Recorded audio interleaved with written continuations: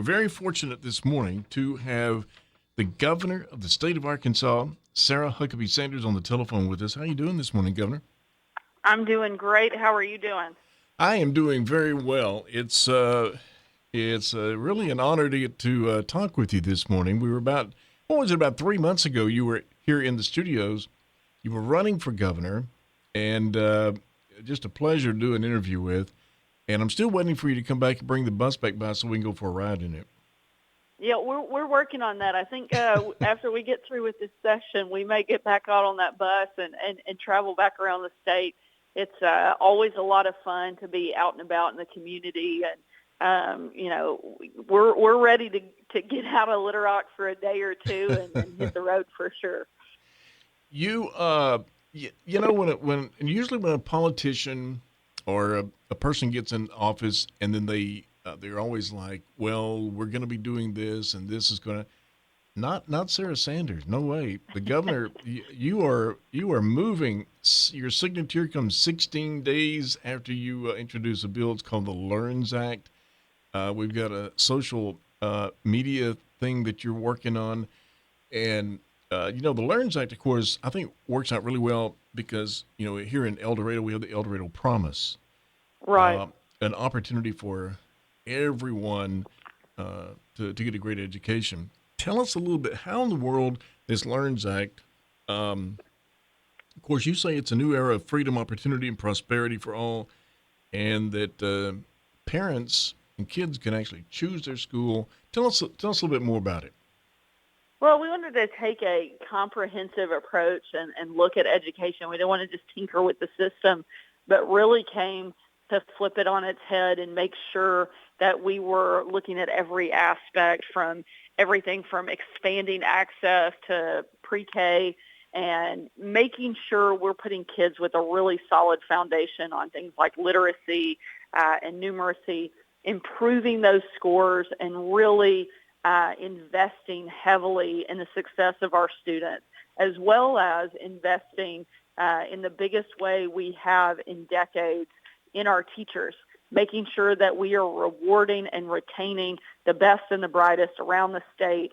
And we have done that by going from the very bottom, 48th in the country, to in the top 5 in teacher pay, and making sure that every single teacher across the state of Arkansas gets a bonus, as well as opening up opportunity for a number of other incentives. Lastly, another big piece is making sure that our parents are empowered to make decisions about how their kids and where their kids can best be educated. There's nothing that's more local than the decision-making power of a parent. And we know that a one-size-fits-all approach doesn't work. I'm a mom of 3, and I have 3 very different children who need different things when it comes to their education. And so making sure that I have the ability to decide how we can best meet those needs, I think can make a real difference in the lives of our students and set them up for long-term success. And we're really excited about what this is going to mean for the state and for our families. I remember when I was growing up, school choice it was just a given. You had a list of all the schools in Shreveport, and you checked whichever one you wanted. And that's the school you went to. Now, I know a lot of things have changed and all that kind of stuff.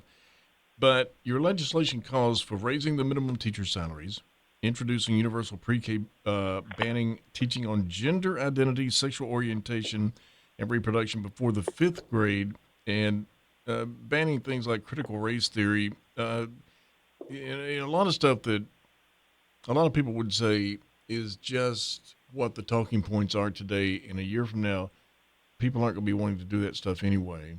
And so you're moving forward. I mean, there's no doubt what you're looking at, going back to the core of education, which is certainly a good thing. Now, there are some critics, I can't believe this, but critics that say at the end of the day, it's only going to be for a few people. And it means to enroll their child in private or charter institutions or homeschooling and things like that as a tax stipend. So what do you say to those people? Well, we want to open up opportunity to everyone, and that's what this is about. We want to make sure that our public schools are on a continued building process so that they're getting better and better every day. I think by and large, in many cases, the public school is going to be the best option for a lot of Mm-hmm. students in our state, and expect that that will fully continue. It may be even that it's a different public school within a community that best fits the needs of a certain student. And so we want them to have that option.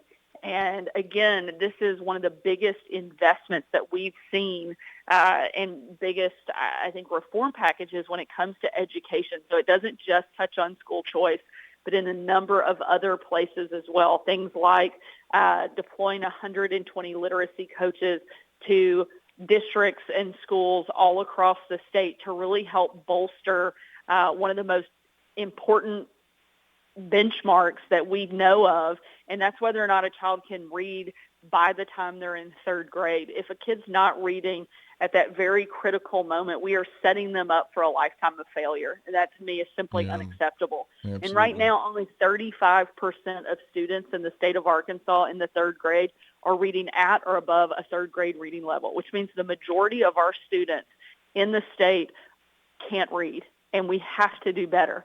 Just sitting back and hoping things change and get better is simply not an option. We have to make changes, and we can't just tinker with it. We have to flip things on their head and really change the status quo, because the status quo is not empowering our students and setting them up for a lifetime of success. And that's what we want to see happen. I think this legislation will have a generational impact and change lives, not just in the next year or two, but for decades to come. So also on the agenda is big tech being a threat to the kids. That's in the news every day, and so now introducing legislation to require media companies to verify new users that they're 18 plus. Now, there's already a federal law in place where you have to be 13 to post on social media, but I don't know that they're actually you know doing anything to police that or whatever. Um, Yeah, there's no verification system in place, and all of the information out there. There's been a significant amount of research and data that shows the dangers of young people on social media, not just the mental impact. Certainly, that is a huge piece of it. We are sure. seeing depression, anxiety, and suicide rates skyrocket, particularly among teen girls.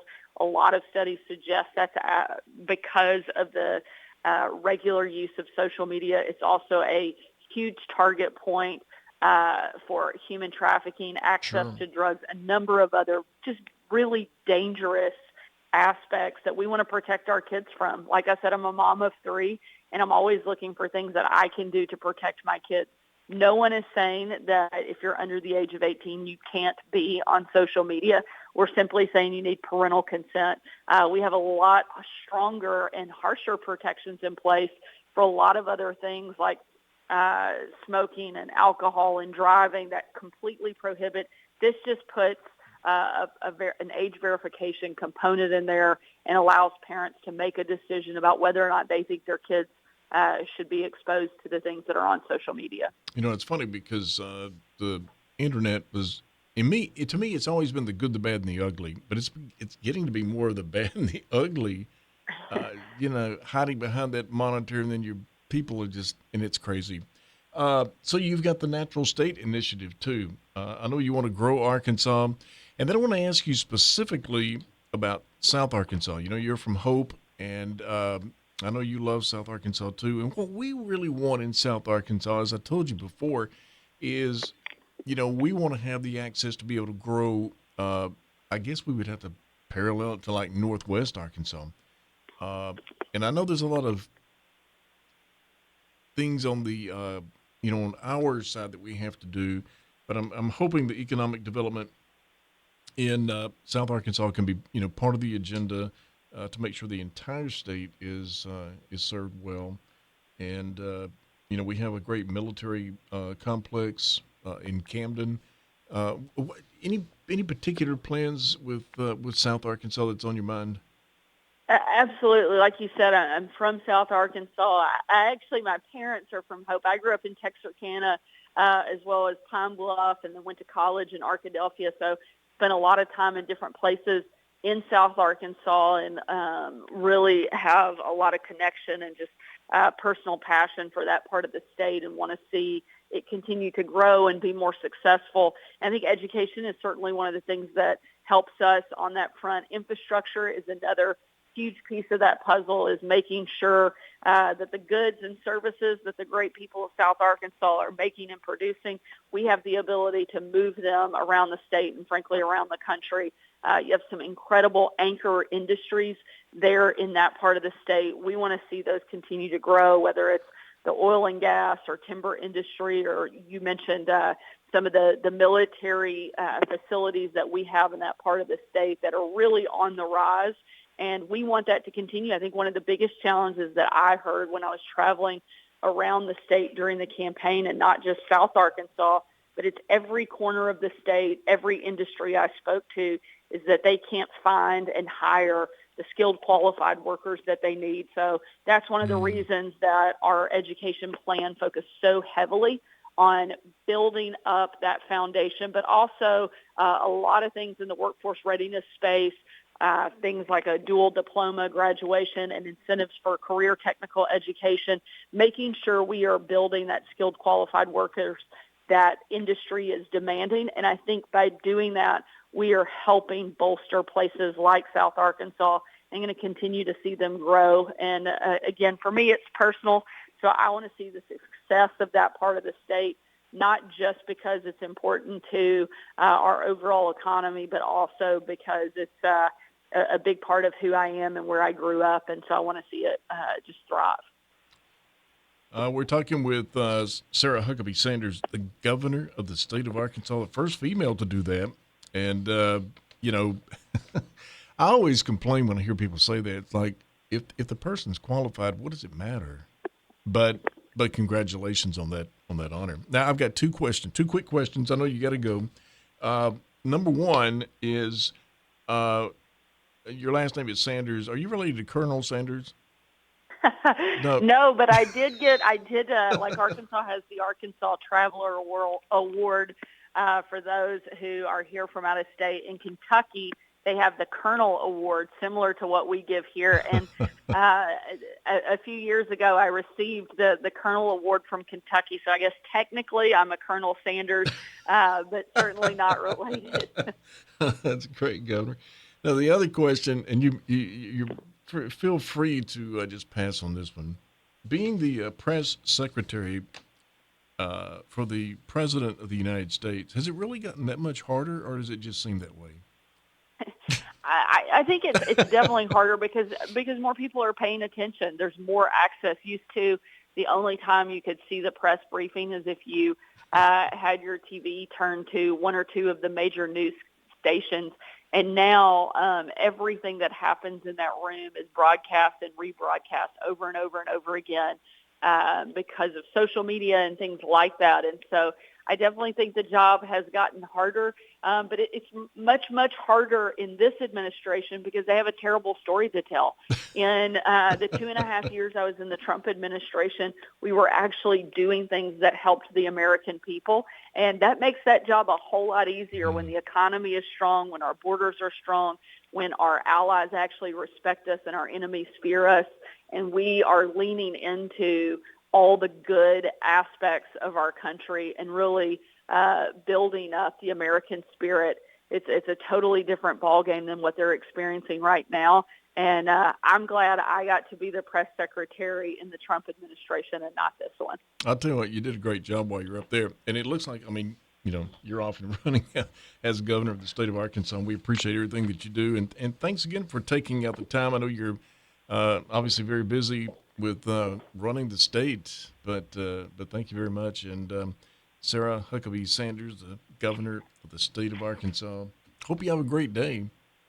Thank you so much for having me. Really enjoyed it. Talk to you soon.